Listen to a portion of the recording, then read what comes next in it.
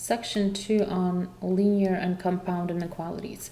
So linear inequality is simply a linear relation that involves any of the four symbols.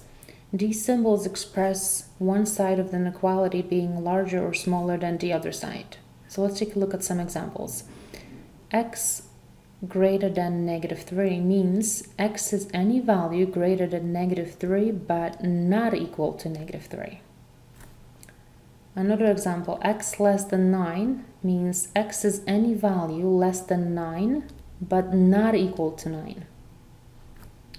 Another example, x is greater than or equal to 2 means x is any value greater than or equal to 2.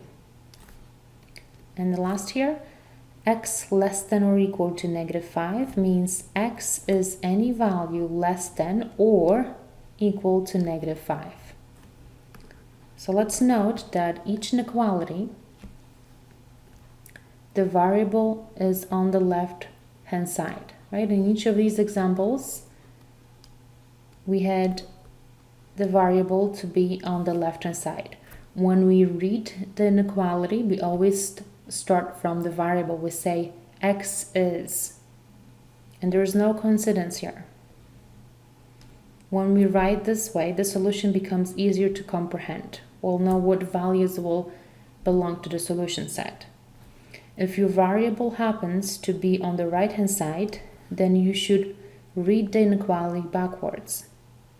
You always read your inequality starting from the variable. So for example, when you have an inequality such as here, when it's written as reading from the left 4 less than x, you don't read it like this. You start reading this as x is greater than 4. You always read your inequality starting from the variable.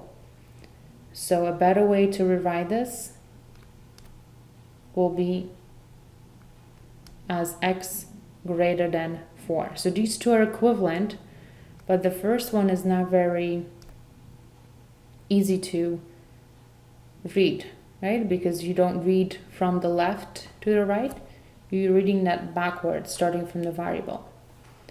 The same goes with the second one. You don't start reading with the 7, you start reading with x. So that means x is less than or equal to -7. So this inequality here is equivalent, is the same as the one below. X is less than or equal to -7. And the same goes for the last one. You don't start reading from 0, you start reading from x. X is less than 0. So these two are equivalent, right? You can see how the opening is facing 0 of the inequality. It's facing the same way here as well. So we haven't changed the inequality, we're just changing where the variable is written, right? The variable should always be written first. It should be always on the left hand side. Okay, so now let's take a look at graph inequalities, at set builder notation and interval notation. Let's take a look at some language. So often solutions to linear inequalities are shown graph on a number line and then written in a set builder notation or interval notation. Okay, so there are 3 different ways you can write your solution. So what is the set builder notation? Set builder notation is a way of rewriting our solution in a mathematical sentence. Okay, so we use braces, or another way to say curly brackets, to enclose our solution. So for example, the inequality x greater than 4 is written as shown here, which in a mathematical way it means it's the set of all real numbers x such that x is greater than 4. Okay, so this vertical line here means such that, and the very beginning here means all real numbers x. Okay, so as you solve these inequalities later, you will see that it's quite straightforward to write your solution in set builder notation, because this part here, the ending part, is simply your inequality. Okay, so there is just a specific part that you're going to be adding, which is you start with the curly bracket, you have your x such that, and then you're going to write your inequality, and then you're going to close with the bracket. Okay, however, the interval notation needs some discussion. Okay, so graphing an inequality on a number line first allows us to more easily translate our solution into interval notation. So graphing is helpful when it comes to writing your solution in interval notation. When an inequality contains an infinite number of solutions, interval notation is a way of showing the solutions only by listing the smallest and the largest values. Okay, only the smallest and the largest values. You might be very well aware of the concept, but let's review it anyway. So let's take a look at problem 2.1. We asked to graph inequalities x greater than 3 and x less than or equal to -2 on the number line, and expressing the answer in interval notation and then in the set builder notation. So let's take a look at the first one, x greater than 3. So x greater than 3. If you're graphing your solution in a number line, your values always start from the left to the right. Okay, so x greater than 3, you're starting at 3. Anything that is greater than 3 is always to the right of 3, right, or right of any number. So any numbers greater than 3 will be 4, 5, 6, 7, 8, all the way to positive infinity. We use parentheses on the number line when the inequality involves one of these symbols, either strictly less than or strictly greater than, to show that the value is not part of the solution. So that means 3 is not part of the solution. 3 is not included. Okay, so the number line is shaded to the right to include all values that are greater than 3, right? That's why we're shading here, to show that the values are greater than 3. The shaded portion starts at 3. That's where the beginning is, and it continues all the way to infinity. And that's your interval notation. Okay, it starts at 3 and it continues to infinity. So every time you write your solution, you always start from the left to the right. What's the most left number and what's the most right number? Okay, so the number that is most on the left is 3, and the number that is most on the right is infinity, because we don't know where it ends, right? This arrow just means it goes all the way to positive infinity. So at 3, we have parentheses because our inequality is greater than, so strictly greater than, and therefore we're using parentheses to express that. And for infinity, we always are using parentheses. So we will always use parentheses for positive or negative infinity, since the values will never reach, right? So those are the values that we don't know what they exactly are. Okay, in the set builder notation, the same structure as I said before. So you start with the curly brackets, you end with the curly brackets, and then you have your all real numbers such that x is greater than 3, which is your inequality part. Okay, let's take a look at the next problem. X is less than or equal to -2. So you're always graphing your solution set again from the left to the right. So start with a number of -2. That's where your number is, -2 here. And then anything that is less than is to the left of -2, right? So to the left means all these numbers here are part of your solution.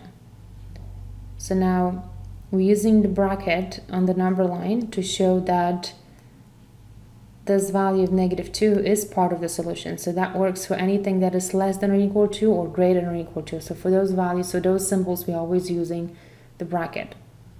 And the way you read this inequality is you start from the left, which is, what's the most left number? It's negative infinity. What's the most right number? It's -2. Okay, so the number line is shaded to the left to include all the values less than -2. The shaded portion starts at negative infinity and it continues to -2, and that's where it ends. Right, it starts at negative infinity, so that's your starting point for your interval notation, and it continues to -2, and that's where it stops. And at -2 we have a bracket. That's your interval notation here. The set builder notation, again, you're starting with the curly bracket. Then you have x such that, and then you put your inequality. So x is less than or equal to -2. Okay, so now please work on the next two problems, 2.2 and 2.3. And let's take a look at solving linear inequalities. When solving linear inequalities, we'll take the same steps as when solving linear equations, being careful to include the inequality in each step. So let's take a look at problem 2.4. Solve for x, graph the solution on a number line. So first we're going to graph it, then express an interval notation, and then in a set builder notation. So when solving an inequality, it's beneficial to keep the variable term on the left-hand side of the inequality if possible. Doing so will make the final solution easier to understand. Okay, and keeping that in mind, let's start with moving the 3x to the left-hand side. So we are going to be subtracting 3x from both sides. So minus 3x on both sides. 3x will cancel on the right. The left we get 6x minus 3x, which is 3x. And the next step will be to move the -5 to the right. So we'll be adding 5 to both sides. The 5 will cancel on the left. The right hand side becomes 13 plus 5, which is 18. And the next step is to get rid of the 3 in front of x, so we will divide both sides by 3. On the left hand side, the 3's will cancel, so we're left with x, and the right hand side becomes 18 divided by 3, which is 6. So our inequality now is x is less than or equal to 6. Okay, graphing this, you start with locating where 6 is, so this is where 6 is on the number line. Now, x is less than or equal to 6 means your solution is anything to the left of 6, right? So from minus infinity all the way to 6, and that's where we're stopping at 6.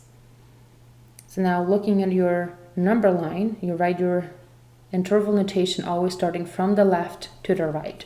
So starting from the left, moving towards the right. So the most left number is minus infinity, and the most right number is 6.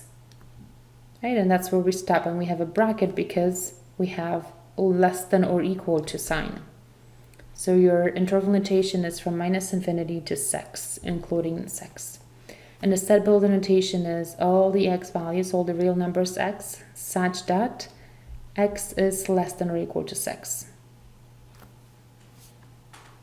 All right, another very important property here.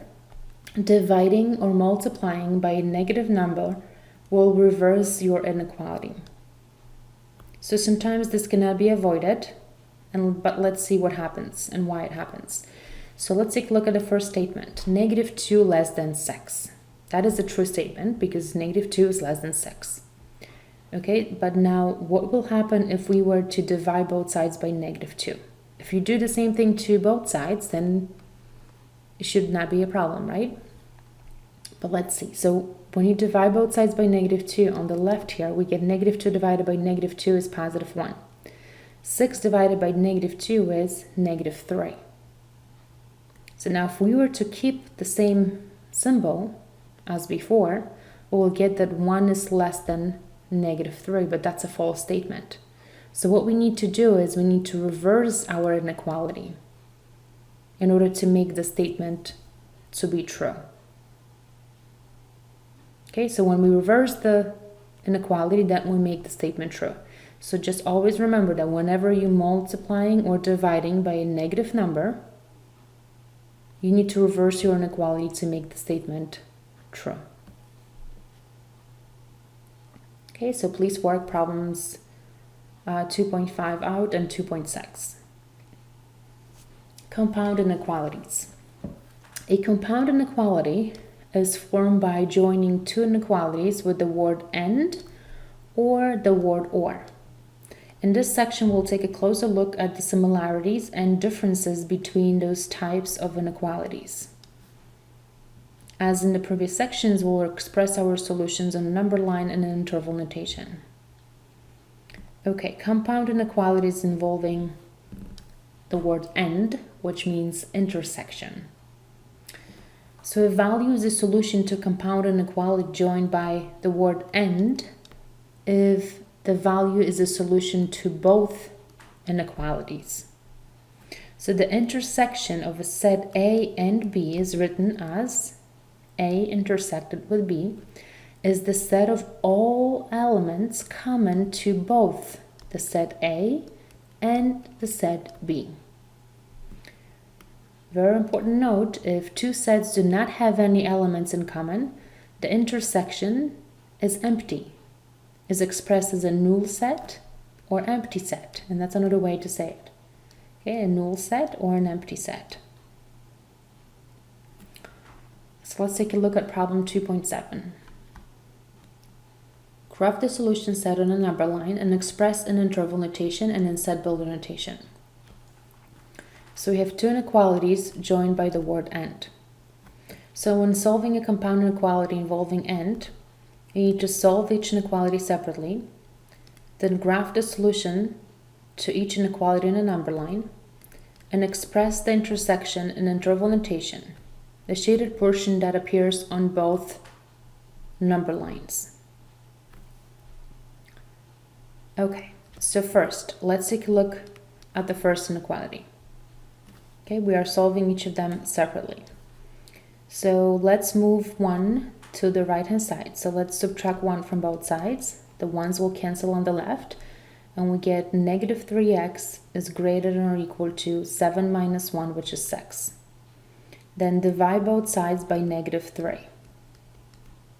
Remember, when you're dividing by the negative, you need to reverse your inequality symbol, right? So dividing by negative 3 will make us, will leave us with x on the left. You reversing your inequality symbol, and the right hand side becomes 6 divided by negative 3, which is negative 2. So we get x is less than or equal to negative 2. The other inequality, let's subtract 3 from both sides. So we're left with 2x on the left, and the right hand side becomes 13 minus 3, which is 10. And then divide both sides by positive 2. When dividing by positive 2 on the left makes the 2's cancel, and the right hand side becomes 10 divided by 2, which is 5. So we get x is less than 5. So to find the intersection of these two inequalities, we graph each inequality separately and look for the section on the number line that is shaded on both number lines.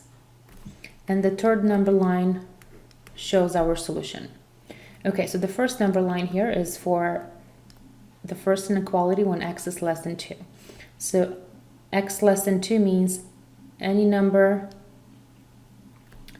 from minus infinity all the way to negative 2. Right, so all these numbers here are the solution to this inequality. The other inequality says x less than 5. So anything less than 5 means from minus infinity all the way to 5, but not including the 5. Now, what is the common part? Where is the intersection for these two sets? So if you were to, when you construct the third number line, where the two sets are intersecting, what numbers are common? All these numbers here are common to both of them, right? This set first stops in here. So all these numbers here are common to both sets. Now, those numbers here are only common to the second inequality, not the first one. So this is not a common part. They don't have this part in common. Right? So your solution is all these guys.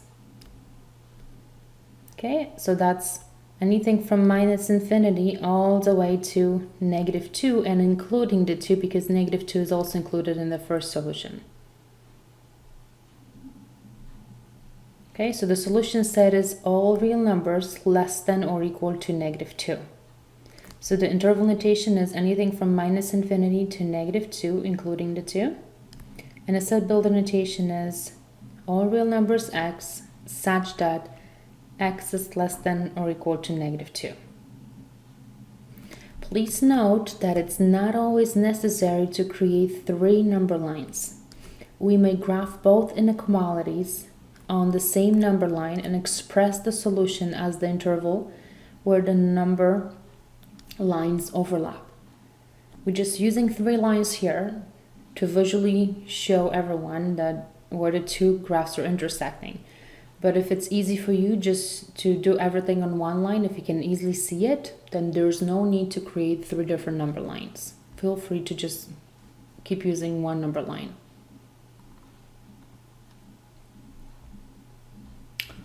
Some compound inequalities involving word "and" can be written in a more shorter, condensed form. And this form allows us to solve both inequalities at once by performing the same operation to all 3 parts of the inequality in order to isolate x in the middle. Okay, so this is the condensed form. And an example of such we have in problem 2.8, where we ask to solve an inequality, graph the solution set on a number line, and express an interval notation in the set builder notation. Okay, so we have 2x minus 1 bounded between -5 and 1. So our goal here is to isolate x in the middle of the 2 inequalities. Okay, so the goal is to get x here by itself. So what we have to first do is to remove this 1 here and then the 2. But now because we have 2 inequality symbols, what they do, they actually divide our inequality into 3 sides. Okay, this will be the first side, this will be the middle side, and this will be the third side. So what do you do to the middle side? Because that's where we're starting, that's where we wanted to isolate the x. What do you do to this side, the middle side? You have to do the same thing to these 2 sides. Okay, so let's take a look. So first step is to remove this -1. So what we're going to do is we're going to add 1 to all the 3 sides. That will make 1 to cancel out in the middle. On the left here we get -5 plus 1, which is -4. On the right hand side we get 1 plus 1, which is 2. So now the middle side now becomes 2x. The next step is to get rid of that 2 in front of x. So we need to divide all the 3 sides now by 2. So dividing all the 3 sides by 2 will make 2's cancel in the middle, so we left with x. So we have x now isolated. The left hand side becomes -4 divided by 2, which is -2, and then 2 divided by 2, which is 1. So we now have that x is anything in between -2 and +1. So the solution set contains all real numbers that are greater than -2 and less than or equal to +1.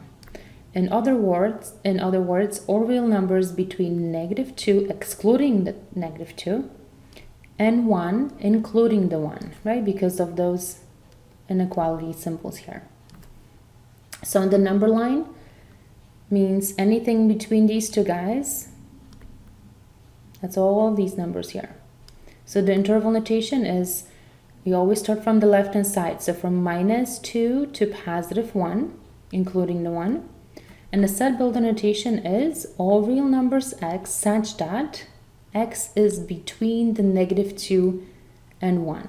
So this is just the inequality ended up with, right? This part of the inequality is.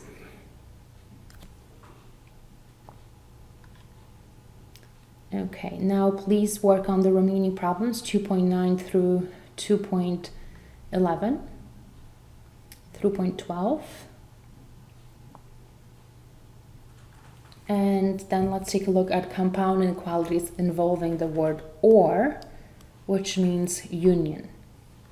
So if value is a solution to a compound inequality joined by the word or, if the value is a solution to either inequality. So a union of a set A and B can be written as A union B is the set of all elements that are either in set A or in set B or both sets. Please note that the union of a non-empty set will never be empty. Okay, so let's take a look at problem 2.13. So we asked to graph the solution set on a number line, expressed in interval notation and then in the set builder notation. So we have two inequalities that are joined by the word or.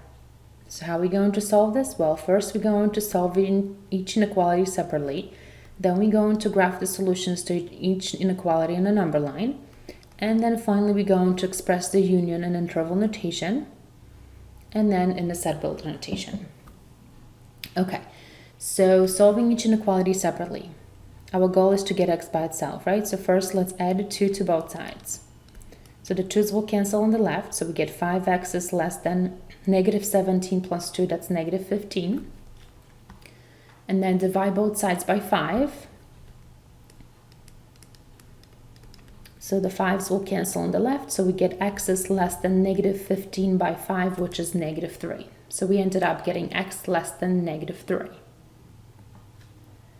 And now let's take a look at the second inequality, 1 less than or equal to 4x plus 1. So let's move the 1, minus 1 on both sides. So now the 1's will cancel on the left, so we get 0. The 1's will cancel on the right, so we left with only 4x on the right hand side. So now let's divide both sides by 4. The 4's will cancel on the right, and the left hand side becomes 0. 0 divided by 4, that's 0. And next we're going to reverse the inequality so that x is on the left hand side. And we're going to read this inequality as x is greater than or equal to 0. Okay, so first inequality, when graphed, will look like this. X less than negative 3.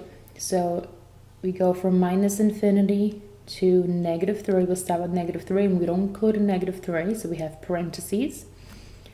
The second inequality, x greater than or equal to 0. So we start at 0, we go all the way to positive infinity.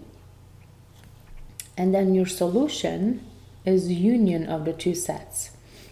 So we take everything from the first inequality plus everything from the second inequality, but not rewriting the values twice, right? So if there is an overlap, you only write it once, you don't include those values twice.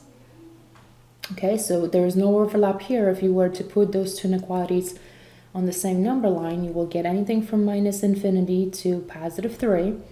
Then those numbers here will not be part of the solution. And then from 0 to positive infinity, again, that's your solution.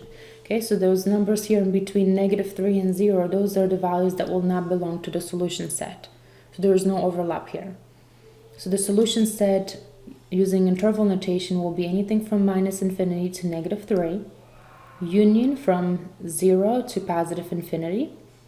In set builder notation, we say it as all real numbers x such that x is less than negative 3 or x is greater than or equal to 0. Okay, so now let's please work on those examples here.